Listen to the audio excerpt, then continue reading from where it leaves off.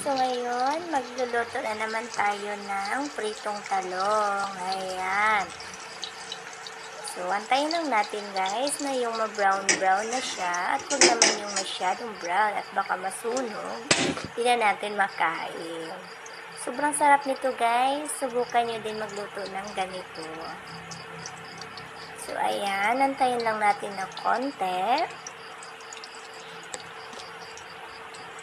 Ayan. So, huwag naman yung masyadong sunog.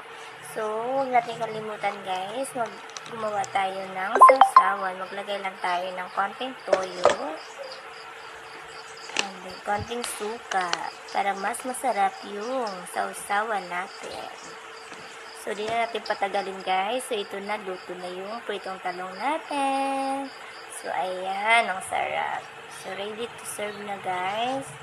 So, yun lang po. Kain tayo. Bye-bye!